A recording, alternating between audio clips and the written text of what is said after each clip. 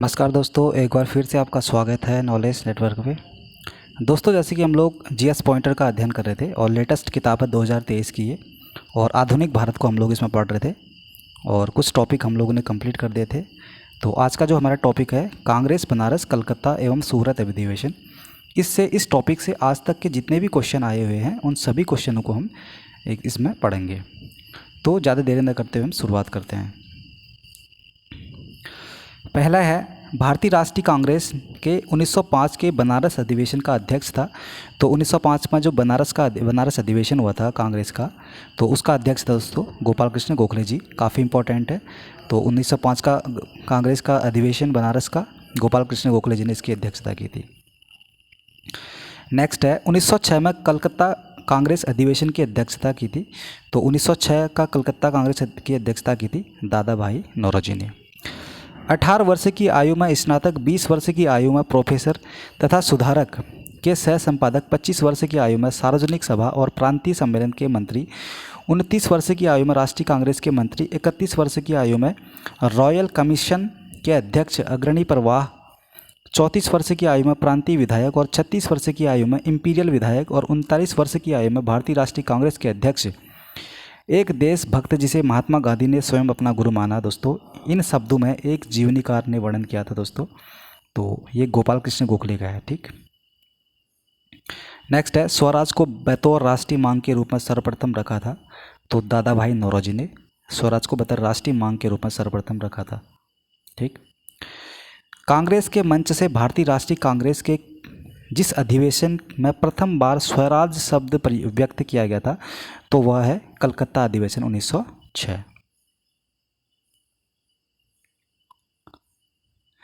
स्वराज शब्द का प्रयोग किया था दोस्तों दयानंद सरस्वती जी ने भी किया था। स्वराज शब्द का प्रयोग सर्वप्रथम प्रयोग किया था। स्वराज शब्द का प्रयोग सर्वप्रथम किया था दयानंद सरस्वती जी ने।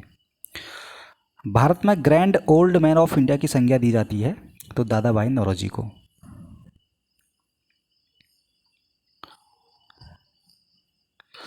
दादा भाई नौरोजी के विषय में सत्य कथन है। तो उन्होंने poverty and British rule in India पुस्तक लिखी दोस्तों। उन्होंने गुजराती के प्रोफेसर के रूप में यूनिवर्सिटी कॉलेज लंदन में कार्य किया था। उन्होंने बम्बई में महिला शिक्षा की नींव रखी थी। वे ब्रिटिश पार्लियामेंट के सदस्य के रूप में उत्तरदायी उदारवादी पार्टी के टिकट पर चुने गए थे। ध्यान रखेंगे दोस्तों, उन्होंने poverty and British rule India पुस्तक लिखी थी और उन्होंने गुजराती के प्रोफेसर के रूप में यूनिवर्सिटी कॉलेज लंदन में कार्य भी किया था और नौरोजी जी ने। और उन्होंने बम्बई में महिला शिक्षा की नींव रखी। वे ब्रिटिश पार्लियामेंट के सदस्य के रूप में उदारवादी पार्टी के टिकट पर चुने गए थे।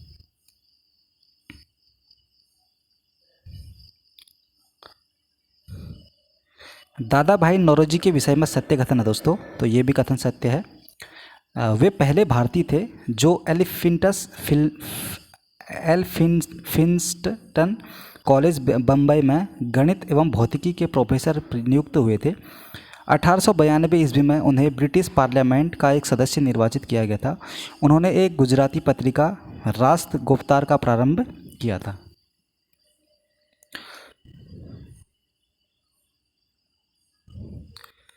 ब्रिटिश पार्लियामेंट में चुना जाने वाला प्रथम भारतीय कौन था? तो दादा भाई नौरोजी जी।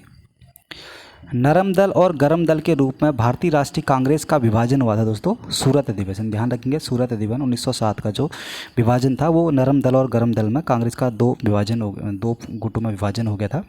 उसके बाद ये 1916 के लखनऊ अधिवेशन में ये एक हो गए थे। ठीक। 1907 के भारतीय राष्ट्रीय कांग्रेस के सूरत के वार्षिक अधिवेशन के अध्यक्ष थे। तो दोस्तों 1907 का जो सूरत अधिवेशन था काफ़ी इंपॉर्टेंट है। तो इसके अध्यक्ष याद करेंगे आप लोग तो आर.बी. घोष। भारतीय कांग्रेस उदारवादियों एवं उग्रवादियों के में विभाजित हुई थी। तो सूरत अधिवेशन 1907 में।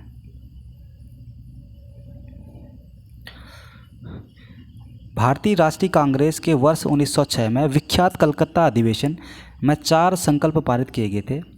सूरत में 1907 में हुए कांग्रेस के अगले अधिवेशन में इन चारों संकल्पों को स्वीकार करने अथवा उन्हें अस्वीकृत करने के प्रश्न पर कांग्रेस में विभाजन हो गया था। वे 4 संकल्प कौन थे? एक तो पहला है स्वदेशी, दूसरा है बहिष्कार, फिर तीसरा है राष्ट्रीय शिक्षा और स्वशासन। नेक्स्ट है 20वीं सदी के प्रारंभिक वर्षों में कांग्रेस में विभाजन की प्रक्रिया शुरू हुई थी। तो कांग्रेस आंदोलन की रणनीतियों पर, कांग्रेस आंदोलन के उद्देश्यों पर और कांग्रेस आंदोलन में लोगों की भागीदारी पर। भारतीय राष्ट्रीय कांग्रेस का प्रथम विभाजन हुआ था दोस्तों तो 1907 में। सूरत विभाजन का नेतृत्व किया था बाल गंगाधर तिलक जी ने। वर्ष 1907 में सूरत में भारतीय राष्ट्रीय कांग्रेस के विभाजन का मुख्य कारण क्या था? तो अंग्रेजी सरकार के साथ नरम पंथियों की वार्ता करने की क्षमता के बारे में चरम पंथियों में विश्वास का अभाव था। दोस्तों नेक्स्ट टॉपिक है हमारा मुस्लिम लीग का गठन। 1906 में मुस्लिम लीग का गठन हुआ था। इस टॉपिक से जितने भी आज तक के क्वेश्चन आए हैं उन सभी को हम देख लेते हैं। सर सैयद अहमद खां, सर मोहम्मद इकबाल, आगा खां तथा नवाब सलीमुल्लाह खान में से ऑल इंडिया मुस्लिम लीग की स्थापना की थी दोस्तों। तो किसने की थी? नवाब सलीमुल्लाह खान ने ऑल इंडिया मुस्लिम लीग की स्थापना की थी। वर्ष 1906 में मुस्लिम लीग की स्थापना हुई थी दोस्तों। कहाँ पे हुई थी? ढाका में। मुस्लिम लीग का प्रथम अध्यक्ष कौन था? आगा खां। वर्ष 1907 में मुस्लिम लीग का वार्षिक अधिवेशन कहाँ पे हुआ था? तो कराची में हुआ था। कथन कारण वाला क्वेश्चन है। लीग ने कांग्रेस के मुस्लिम जनता के साथ मिलकर उद्देश्य पूर्ति में लगाने के अधिकार को मानने से मना कर दिया। वैसा अधिकार कारण है, वैसा अधिकार अकेली मुस्लिम लीग का ही था। तो दोस्तों कथन बिल्कुल सही है और कारण गलत है। कथन क्यों सही है? लीग ने कांग्रेस के मुस्लिम जनता के साथ मिलकर उद्देश्य पूर्ति में लगाने के अधिकार को मानने से मना कर दिया था। वैसा अधिकार अकेले मुस्लिम लीग का था। दोस्तों मुस्लिम लीग का अकेला अधिकार ऐसा नहीं था।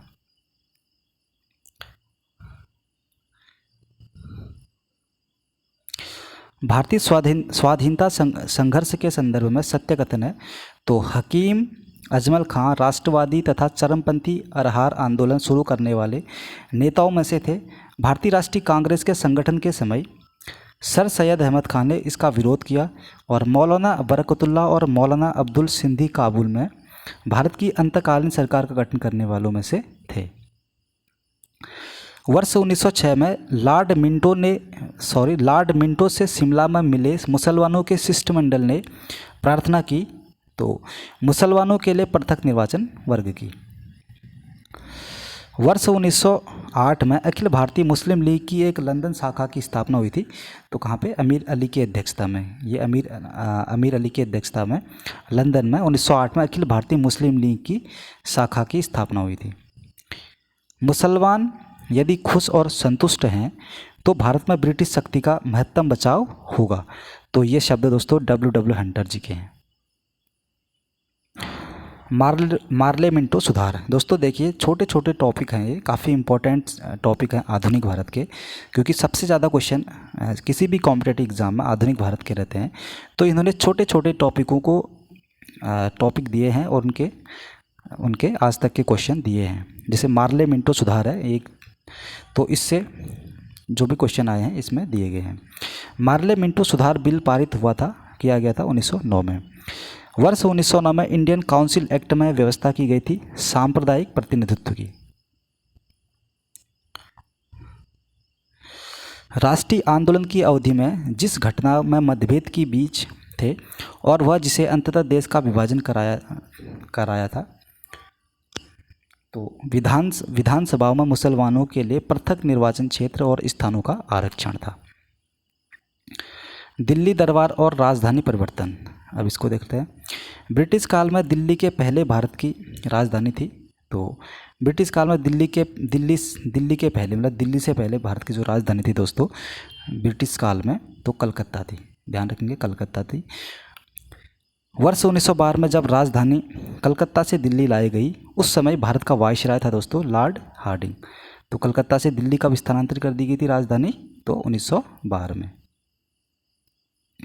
दिल्ली भारत की राजधानी बनी थी 1912 में। नोट दोस्तों इसमें नोट दिया है। वर्ष 1911 में बंगाल विभाजन को रद्द कर भारत की राजधानी कलकत्ता से दिल्ली स्थानांतरित करने की घोषणा की गई थी और 1 अप्रैल 1912 को दिल्ली राजधानी बनाई गई थी। चलिए, वह जिसके राजकीय प्रवेश के अवसर पर दिल्ली में बम फेंका गया था दोस्तों लॉर्ड हार्डिंग पर। ठीक, चलिए। ब्रिटिश शासन के दौरान बिहार को एक अलग प्रांत का दर्जा प्राप्त हुआ था दोस्तों। कब हुआ था? 1912 में। भारतीय राज्य के रूप में बिहार का गठन हुआ था 1912 में। ध्यान रखेंगे ये डेट, बिहार का गठन 1912। कांग्रेस का लखनऊ अधिवेशन। दिसंबर 1916 में इंडियन नेशनल कांग्रेस तथा मुस्लिम लीग ने एक ही समय अपने अधिवेशन आयोजित किए थे। कहाँ पे? लखनऊ में। वर्ष 1916 में भारतीय राष्ट्रीय कांग्रेस के लखनऊ अधिवेशन की अध्यक्षता की थी AC मजूमदार जी ने। ध्यान रखेंगे, काफ़ी इम्पोर्टेंट है। कांग्रेस और मुस्लिम लीग के बीच प्रसिद्ध लखनऊ समझौते पर हस्ताक्षर हुए थे दोस्तों 1916 में। अतिवादियों एवं उदारवादियों के पुनर्मिलन की प्रक्रिया में प्रमुख शिल्पी था। तो जब गर्म दल और नरम दल जब उनका पुनर्मिलन हुआ था दोस्तों, उसमें मुख्य भूमिका निभाई थी एनी बेसेंट जी ने। वर्ष 1916 में मुस्लिम लीग और कांग्रेस के मध्य समझौता कराया गया था बाल गंगाधर तिलक जी ने, BBG तिलक। कांग्रेस के वर्ष 1916 के लखनऊ अधिवेशन में लिया गया मुख्य दूरगामी परिणाम वाला निर्णय था दोस्तों। तो मुस्लिम लीग की पृथक निर्वाचन क्षेत्र की मांग स्वीकार की गई थी। ठीक, जो 1909 में उन्होंने की थी ना, मार्लो मिंटो सुधार के माध्यम से, तो 9 में हुआ था। पृथक निर्वाचन प्रतिनिधित्व की मांग कर रहे थे। तो 1916 में दोस्तों लखनऊ अधिवेशन के लिए मुस्लिम लीग की पृथक निर्वाचन की मांग को स्वीकार किया गया था 1916 में। इसका दूरगामी परिणाम हो गया था ना। इंडियन नेशनल कांग्रेस और मुस्लिम लीग के बीच मैत्रेयी का काल प्रदर्शित करता है दोस्तों। तो इंडियन नेशनल कांग्रेस और मुस्लिम लीग के बीच मैत्रेयी का काल, मतों में एकता आ गई थी। तो 1916 से 1922 में इंडियन नेशनल कांग्रेस और मुस्लिम लीग। वर्ष 1916 के लखनऊ के कांग्रेस अधिवेशन के विषय में सत्य कथन है। तो इस अधिवेशन में उदारवादियों और उग्रवादियों के बीच पुनः मेल स्थापित हुआ था और महात्मा गांधी पहली बार चंपारण के किसानों की समस्याओं से अवगत कराए गए थे। नेक्स्ट टॉपिक है होम रूल लीग आंदोलन। ठीक, होम रूल लीग आंदोलन सर्वप्रथम प्रारंभ किया गया था एनी बेसेंट ने। वर्ष 1916 में 2 होम रूल लीग प्रारंभ की गई थी दोस्तों। तो तिलक एवं एनी बेसेंट के नेतृत्व में। एनी बेसेंट मुख्यतः संबद्ध रही है गृह शासन आंदोलनों से। दोस्तों गृह शासन आंदोलन वही होम रूल आंदोलन। ठीक, होम रूल आंदोलन। प्रथम विश्व युद्ध के दौरान आंदोलन जो भारत में लोकप्रिय हुआ था, तो वो कौन सा है? होम रूल आंदोलन।